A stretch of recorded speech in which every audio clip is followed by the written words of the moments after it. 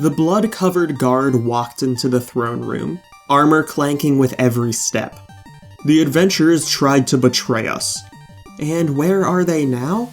Dead. We killed all of them. Good. Now go alert the entirety of the Thief Lord's court. It's time for us to have a meeting.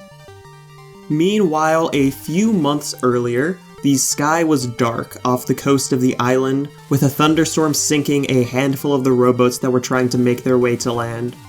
On one of these boats was a group of 4 individuals. The first of our adventurers was a human monk named Geng. Then we had a catfolk rogue named Tenebris, followed by a Tengu Swashbuckler named J. Scarfeathers, and lastly we had a human witch named Edith. As their boat was approaching the shore, they saw a group of 4 people standing in the tree line, with wooden masks covering their faces, and bloody sacrificial daggers in hand. Before the party had a chance to prepare, their rowboat crashed into the rocky shore, and the cultists rushed forward with their knives drawn. Geng immediately dived backwards into the water to try to hide from the initial attack, so that he could surprise them. Meanwhile, Tenebris ran to flank around the side. The cultists ran up towards Jay and Edith and quickly surrounded them, though Jay was able to take one down with his spiked chain. It was at this point that Edith used a spell to bring back the dead cultist as a zombie under her control, which promptly sliced open one of the cultists. The cultists quickly decided this wasn't the best group to target, so they began to retreat so they could attack weaker targets in the future.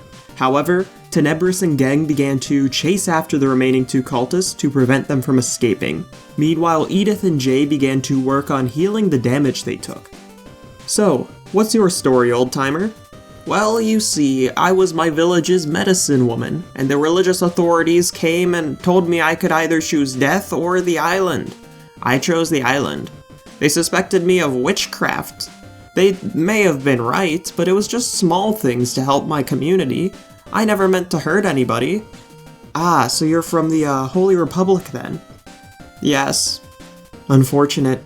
My father suffered the same fate, actually. He came here from the Holy Republic. It's a tragic sight. They are doing way too much to their own people. I couldn't agree more.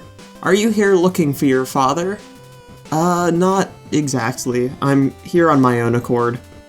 I see. You can share if you want, but I'm just an old woman. I don't need to hear your stories if you won't tell me them.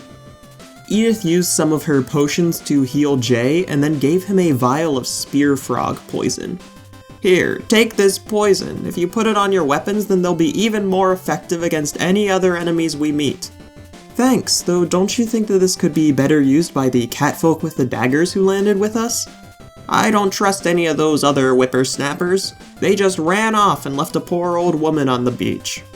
Meanwhile in the woods, Geng and Tenebris had just killed the remaining 2 cultists and were making their way back to the beach. So, how'd you end up here on the island? I'm, looking for some people. Wait, so you came here willingly? Yeah? Did you not? No. I got arrested and had to choose between execution or the island, so I chose the option that meant I'd live for a little bit longer. Shortly afterward, the party regrouped on the beach and made a plan, and then began to follow a trail into the woods, hoping to get away from the bloodshed behind them. While the party was traveling, they came across a cloaked figure lying in a pool of blood. Hello? Shh, it might hear you. What might hear me? Look, there's a town a little bit north of here. If you can help me out, then I can get the guards to let you in, but we need to move fast and quietly, else it might find us. Edith quickly gave the person an elixir of life, and the party began to follow him north along the trail. I think that this could be an ambush, and we have enough food that we can last a few days without needing to contact any major civilization, so what if we just left him?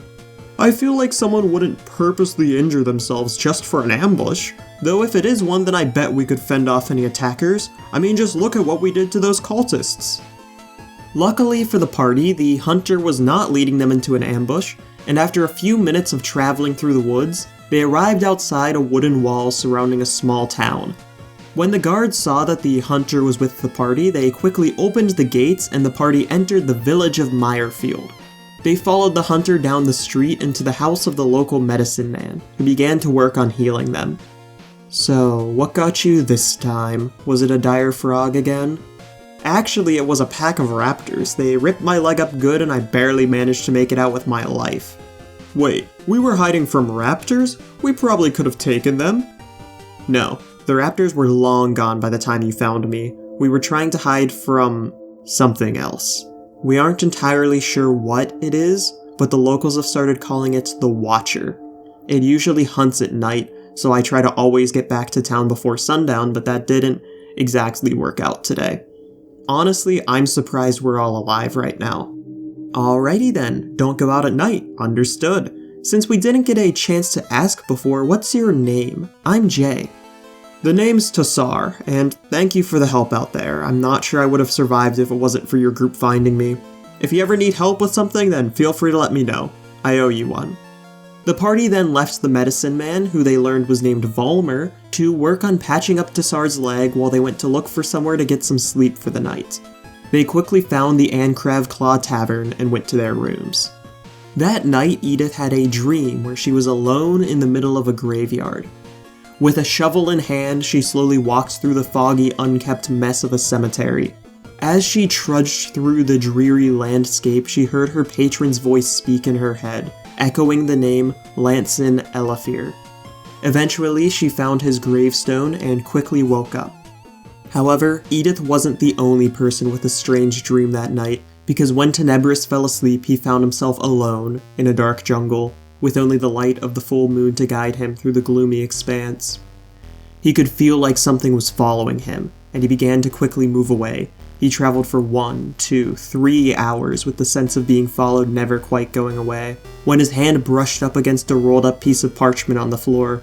He unrolled it and saw that it was a map of an island, and hastily scrawled all across the page in dried blood. It said lies, lies, lies.